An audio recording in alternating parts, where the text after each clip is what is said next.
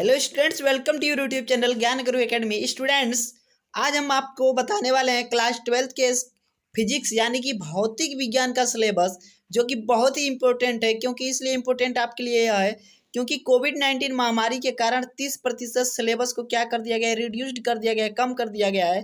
30% syllabus आपका क्या है, उसमें से निकाल दिया गया है बच्चों। तो ये बहुत ही इंपॉर्टेंट न्यूज़ है आपके लिए, तो इसको पूरा अच्छी तरह से पढ़िएगा। क्योंकि आपको पता होना चाहिए कि कौन सा चैप्टर में से कौन सा पॉइंट हटाया गया है, तो ताकि आप अब आने वाले अपने बोर्ड एग्जाम में अच्छी तरह से क्या कर सकें, अपनी तैयारी बोर्ड एग्जाम की कर सकें और अच्छा नंबर गेन कर सकें।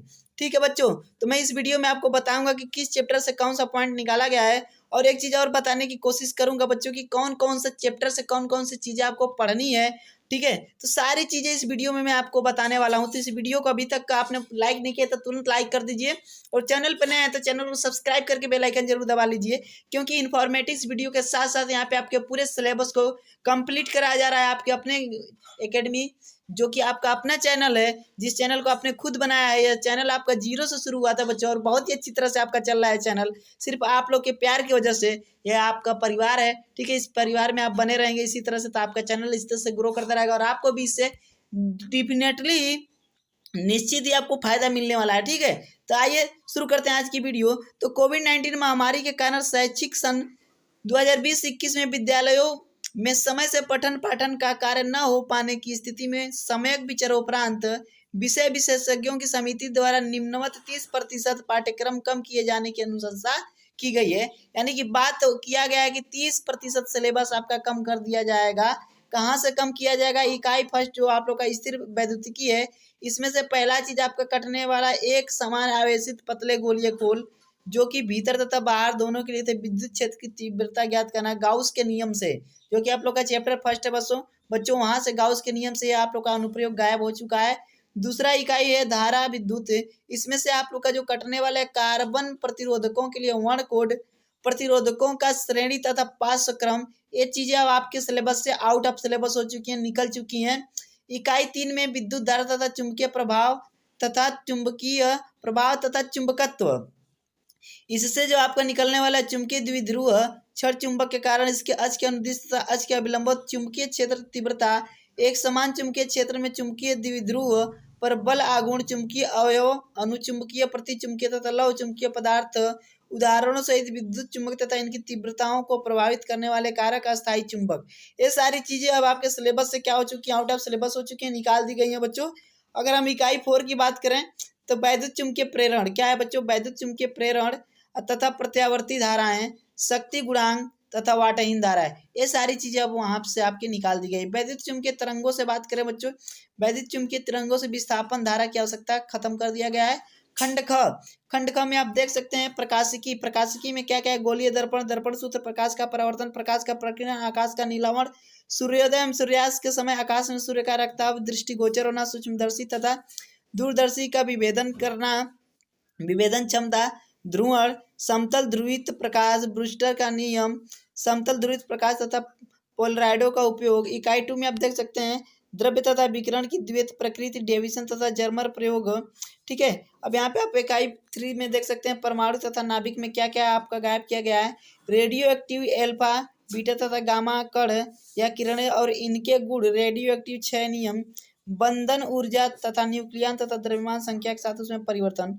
चौथे इकाई में आप आ जाइए, चौथे इकाई में क्या आप लोग का इलेक्ट्रॉनिक युक्तियाँ, ठीक है, जेनर डायोड वोल्टता नियंत्रक के रूप में, ठीक है, और जेनर डायोड। इसके अलावा बच्चों आपका जो क्या था, पाठ्यक्रम से हटाए गए प्रयोग थे, जो आप लोग का एक्सपेरिमेंट था उसमें भी कुछ चीजें हटाई गई हैं। एक्सपेरिमेंट में प्रयोग सूची कम में आप देख सकते हैं, चल सूक्ष्मदर्शी द्वारा कांच के गुटके का अपवर्तनांक ज्ञात करना, अब ये नहीं रहा है। समतल दर्पण द्वारा उत्तल लेंस द्वारा किसी द्रव का अपवर्तनांक ज्ञात करना, यह भी खत्म कर दिया गया। अवतल दर्पण के प्रयोग में यू के विभिन्न मानों के लिए भी का मान तथा उसके अवतल दर्पण के फोकस दूरी ज्ञात करना, और अमीटर तथा वोल्टमीटर द्वारा ओम के नियम का सत्यापन करना तथा तार के पदार्थ का विशिष्ट प्रतिरोध ज्ञात करना, उत्तल लेंस का उपयोग करके उत्तल दर्पण की फोकस दूरी ज्ञात करना, यू तथा भी अथवा 1/u तथा 1/b के बीच ग्राफ खींचकर उसके उत्तल लेंस की फोकस दूरी ज्ञात करना, उत्तल लेंस का उपयोग करके अवतल लेंस की फोकस दूरी ज्ञात करना। ये सारे चैप्टर्स निकाल दिए गए हैं आपके। 8वां पॉइंट में दिए गए प्रिज्म के लिए आपतन कोण तथा विचलन कोण के बीच ग्राफ खींचकर न्यूनतम विचलन कोण ज्ञात करना तथा प्रिज्म के पदार्थ का अपवर्तनांक ज्ञात करना। 9 पॉइंट पे वोल्ट मीटर तथा प्रतिरोध बॉक्स की सहायता से किसी सेल का आंतरिक प्रतिरोध ज्ञात करना। ठीक है, ये सारी चीजें अब आपके सिलेबस से क्या कर दी गई है बच्चों, निकाल दी गई है। खंड ख में आप देख सकते हैं क्या क्या निकाला गया है।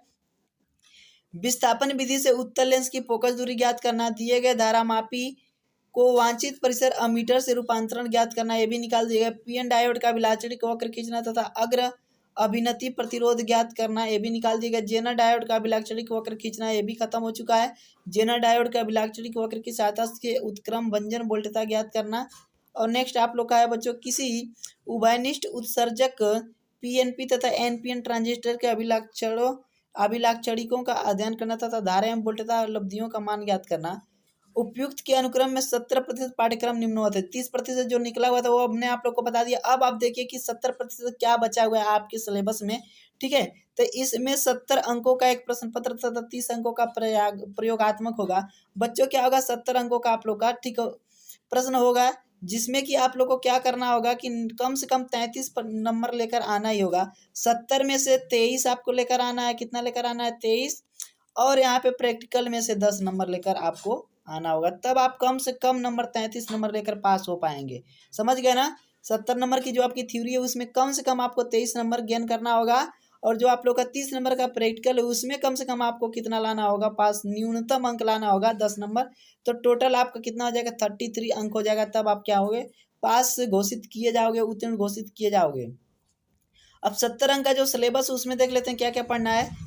स्थिर वैद्युतिकी जो है आप लोग का 8 नंबर का आएगा। धारा विद्युत 7 नंबर का आएगा। धारा का चुंबकीय प्रवाह तथा चुंबकत्व 8 नंबर का आएगा। वैद्युत चुंबकीय प्रेरण तथा प्रत्यावर्ती धाराएं 4 नंबर का आएंगे। वैद्युत चुंबकीय तरंगे 4 नंबर। कुल अंक आपके 35 हो जाते हैं। खंड क में 35 अंक हो जाते हैं। खंड ख आप देख सकते हैं, खंड ख क्या है आप लोग का, प्रकाशिकी, द्रव्य और द्वैत प्रकृति, परमाणु तथा नाभिक, इलेक्ट्रॉनिक युक्तियां, ये टोटल मिला के प्रकाशिकी आपका 13 नंबर, द्रव्य और प्रकृति 6 नंबर, परमाणु तथा नाभिक 8 नंबर, इलेक्ट्रॉनिक युक्तियां 8 नंबर, टोटल आपके 35 नंबर के हो जाते हैं बच्चों। ठीक है, अब यहाँ पे देखिए एक एक उसको विस्तार से भी बताया गया है। सारी चीजें आपकी यहाँ पे दे दी गई हैं। ठीक है, तो यहाँ पे सारी चीजें मैंने आप लोग को बता दिया है। आई थिंक आप लोग समझ गए होंगे सिलेबस के बारे में, कहाँ से कितने नंबर का आएगा। 35 और 35 आप लोग के 70 नंबर हो जा रहे हैं। कितने नंबर हो रहे हैं बच्चों, 35 नंबर खंड का, 35 नंबर का खंड ख आप लोग का 35 नंबर का। तो 35 आप जोड़ेंगे तो 70 नंबर का क्वेश्चन इन चैप्टर से बनने वाला है। अब प्लस 30 नंबर आपका क्या होगा, प्रैक्टिकल का, तो 100 नंबर का एक क्वेश्चन होगा, जिसमें 100 नंबर में कम से कम आपको 33 नंबर ठीक है लेकर आना ही आना है, तभी आप पास हो गए। तो इस 33 नंबर के चक्कर में ना पड़िएगा, आपको अच्छे परसेंटेज से पास होना है, अच्छे नंबर लाना है, ताकि भविष्य में आप अच्छी जॉब कर सकें, अच्छी नौकरी कर सकें, अच्छी तैयारी कर सकें। इसके लिए हमारा चैनल आपकी बहुत ही अच्छी तरीके से तैयारी करा रहा है बच्चों। ठीक है, तो इस चैनल के साथ जुड़ जाइए और दोस्तों में ज़्यादा से ज़्यादा शेयर कीजिए, ताकि इसका फायदा सभी लोगों को मिले। चलिए अगली वीडियो में मिलते हैं, तब तक के लिए धन्यवाद। और एक चीज़ मैं आपसे भी कहना चाहूँगा, चैनल पर नए हैं तो चैनल को जरूर सब्सक्राइब कर लीजिएगा। ठीक है, और सब्सक्राइब करने के साथ बेल आइकन को जरूर दबाइएगा, ताकि हमारे आने वाली वीडियो का नोटिफिकेशन सबसे पहले आप तक पहुंचे। ये आपका ही परिवार है, इसे सपोर्ट कीजिए, आगे बढ़ाइए, क्योंकि जब आपका परिवार आगे बढ़ेगा तो ये भी आपको बहुत ही अच्छी तरीके से सपोर्ट करेगा। चलिए मिलते हैं अगली क्लास में, तब तक के लिए धन्यवाद।